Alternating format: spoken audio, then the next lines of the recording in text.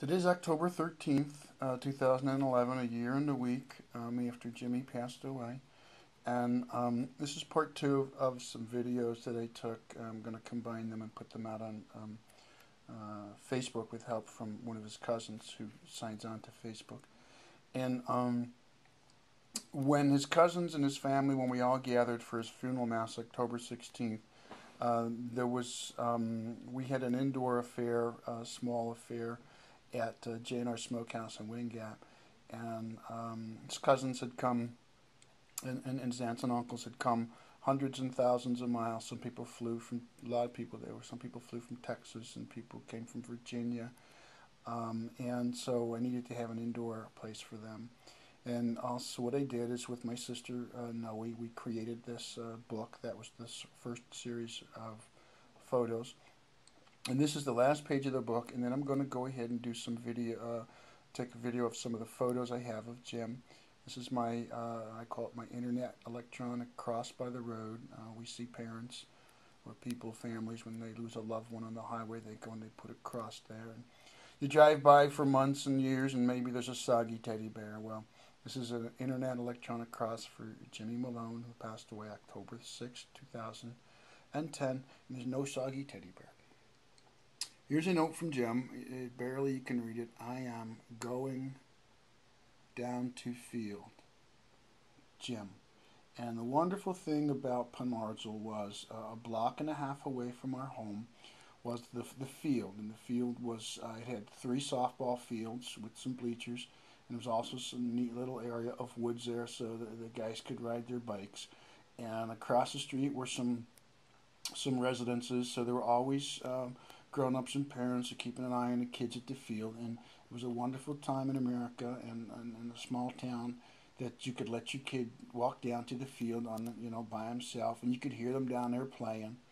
And so, I put this last in the book as a kind of I'm going down to the field from Jim, because now he's off to the field of lilies. And that was the cover of the book, Jim up on the Applachian Trail at Smith Gap. So the pictures I have of Jim, we'll start with, I have the little bitty Jim, I call it. And in this picture, Jimmy's 2 or 3, and it's a birthday party, so maybe it was his 3rd birthday. And my story about this is in East Orange, New Jersey. It was a pretty urban area back then. This was in '85 or so.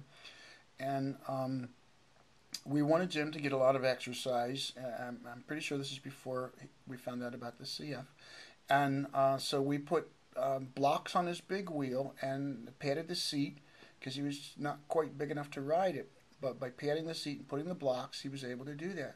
So for exercise, I would put on my roller skates, and that's before inline skates, and we would go about a block up the street where there was a neat little parking lot, and it had kind of a loop in it, and the East Orange police would sit there and they'd write their reports, and they'd watch, they'd have coffee, and they'd watch as Jim and I exercised. And I'd give Jim $1 a lap, and so we'd make circles around this parking lot. And it was just so wonderful. It helped keep his lungs open and clear. And we did that before and after we found out that he had CF.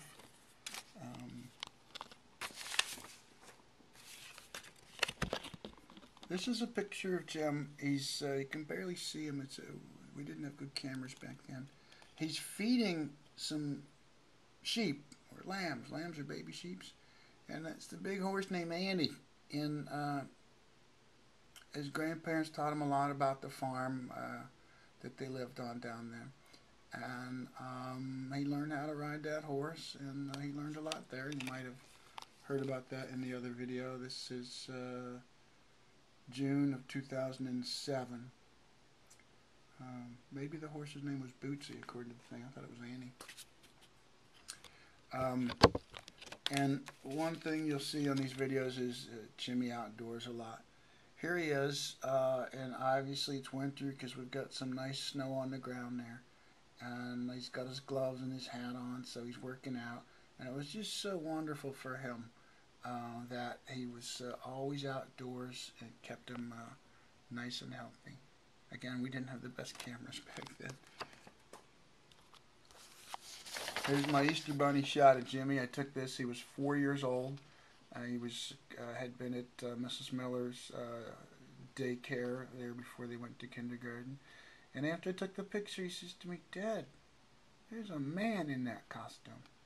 So even as a little guy, he was always very wise. He said things that would just change your life. Something I noticed on his Facebook, all the wonderful tributes from his friends. How he gave counsel to his friends. And here he is again outside. We lived in this little apartment complex, and that's our Renault Encore. And right here in front of the house, you could see there was woods that they played in. And, you know, 4- and 5-year-old kids, and there must have been 10 or 15 of them in this section of the complex, just run outside and play. You know, we had a nice little backyard, and run in the backyard and play. And, you know, there was always some parent watching them, and you could hear them, and you could look out the window and see them. So they had a lot of freedom. They didn't have to be hauled around places to go and enjoy games and stuff. We did have a real nice skating, indoor skating, roller skating rink in the town that he loved. We had a birthday party there for him. Here he is at Yankee Stadium. This is one of the opening days. He's got his gloves, so if the ball comes that way, he can catch it. Same day, and there's one of that's the red fox. Years later, he got a blue fox. He loved to drive the foxes, and there he is. It looks like a couple of these pictures, I really should have had sunglasses for him. Thursday, October 13th, 2011, and doing pictures of Jimmy, putting them together, and one of his cousins is going to help us get them up on Facebook. This series I had up, but I pulled it down to do some edits to it. And it's Jimmy and his grandmom. She had come up to visit us. My mother.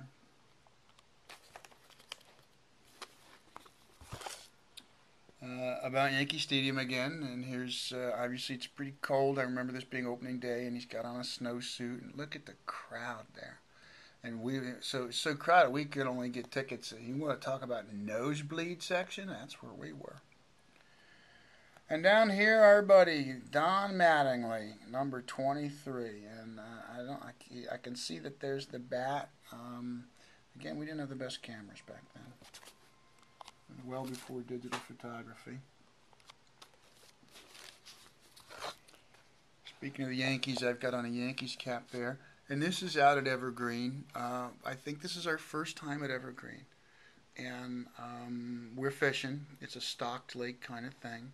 And I know that on October 16th, the day we had the funeral mass, that there were people that gathered for a memorial for him out at Evergreen. And we didn't get to get out there because our family was limited on time. All the people came up to visit, needed to fly back and travel back the long distance they came.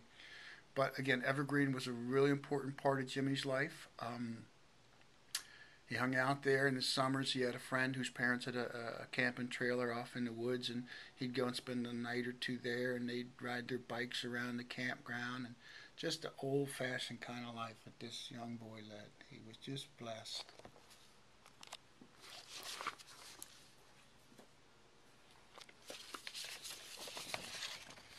Here he is down in Virginia, and they're cooking the deep-fried turkey like they do, and that's that big pot that always makes me nervous. It's going to spill the oil over, and there's Uncle Ken. And I don't know who the other people in the shadows are, but that's Jim. So this is 2000 or so in central Virginia along I-95. And this is Jim, and I think the reason he's so sullen-looking is I interrupted him. And it's one of his cousins, and I think they were playing video games, and that was just the beginning of the video game era. You gotta let kids be kids, right? I wasn't thrilled with those video games. Here's Jim and his cousin Scott. Scott and Jim, and that's Hartman's, and I think it's probably my 35th birthday or something like that. And, you know, I looked at these pictures later and I realized that he had hair that was red, and that made him a ginger. And a lot of people know that there's recently a lot of news about the gingers. And my ginger Jim, I call him. This picture is blown up that I had in my car, and for many years, and he'd get in the car, he'd go for a ride with me, and he'd look down, and there would be his photo. So even when he was 20, 22, or 24, he'd look down, and he'd see his dad had the picture. And he's in a suit coat and a tie and a little flower there, so I'm pretty sure that's graduation from ICS. When he went to ICS, he went there from first grade through sixth. And we took him up to register him, and we met Sister Angela. And my little Jim story of IC, Immaculate Conception School, is that when Jim was introduced to Sister Angela, and I said, Jim, this is Sister Angela, the principal. And he says, hi, sister, or hi. And she goes, well, I think we're going to call him James. Is that okay? And he goes, yeah. And he says, like all Catholic school kids learn, she says to him, that will be yes, sister, in her lovely sisterly way. And so he learned. And in ICS, they all knew him as James. And at ICS, an old-fashioned school, the nuns, for some reason, every year, he was taught 5 out of 6 years by the nuns. His classroom was always on the top floor. It was almost like the 4th floor of the building if you count all the different sub-levels. So our home was down the hill. He'd walk up the hill to get to school, and then he'd have to walk up 35, 40 stairs to get to his classroom. So up and down he'd go, recess, and then back up, and then down for lunch, and then back up for afternoon recess, and then down, and maybe to assemblies down in the cafeteria. And so, you know, by the grace of God, he got a tremendous amount of exercise, and it really kept him very healthy. Jimmy was a skier. He skied at Blue Mountain, which was not far, 10, 12 miles from the house. I was worried about driving fast on the roads there. Again, here's Jim outside, and the background is white because that's snow. And he's got his rosy cheeks, and this would have been one of the winters in Penargil where we had foots and foots of snow, and our street was closed. They couldn't get the plows through. There was too much snow. So they had to come in with scoop buckets and dump trucks, and it was like the state had actually to clean up the lane.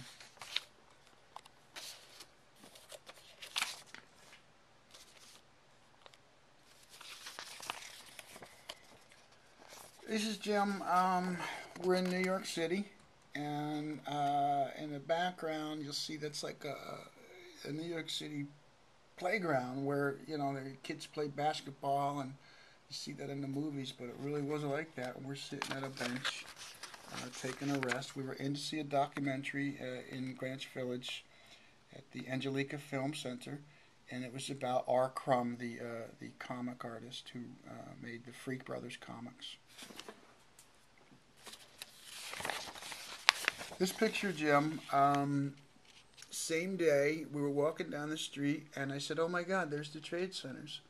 So I got the picture of Jim and the brownstones in the background and the trade centers.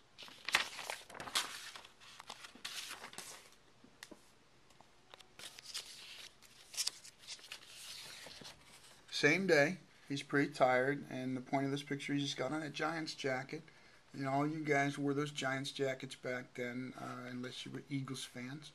And this was the Phil Simms era when the Giants were just the winners. And again, he's tired. Long, long day. Moving forward, we have a picture here. Jimmy is on the couch with a couple of his cousins. They were from Virginia along I-95, that car to that family of cousins. And I think that would have been Thanksgiving in the year 2000 or so. And we have Jim and my mom, his grandmom. This is November 2008, and boy, and he's got the look there with the spiked hair and all that. Somehow this picture creeped in here, little bitty Jimmy. Little Ginger Jim, as I call him.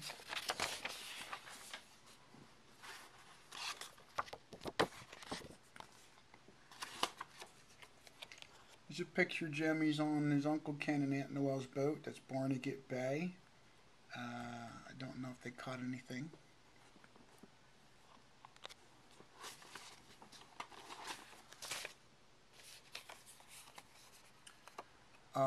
He's about 15 here, and he was coming up out of Philadelphia, and that's an old hotel that I used to run, and I was there at work during the day, and he came in to tell me how he was doing great. Jimmy, at this, even younger than this, actually very much younger than this, he was an experimental patient for treatment of CF, where he was given recombinant DNA, some restructured things that helped him. And, you know, ever the hero, always thinking of others. So there were a lot of children that benefited from the group of CF kids who received that early treatment. Here's a better picture of them out on the bay that day fishing, Barnegat Bay, as they sing about in New Jersey. And that's Cousin Scott, and the cousin in the middle is Dan Malone from Dallas, Texas. And it's a decent-sized boat that they were on. I remember being on it.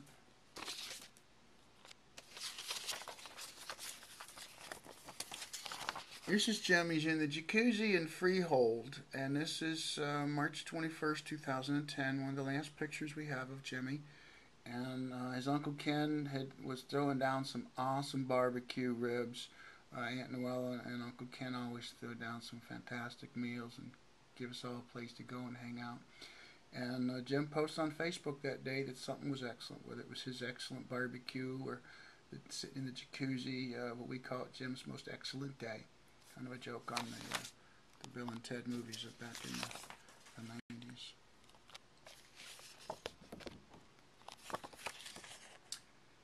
Here he is. He's about 26, and it looks like a wedding, actually. It's just, I guess it was kind of a formal Thanksgiving we're having there, and those are his different cousins. There's the Texas cousins, and there's the New Jersey cousins, and the Virginia cousin with Jimmy. Again, 26 years old.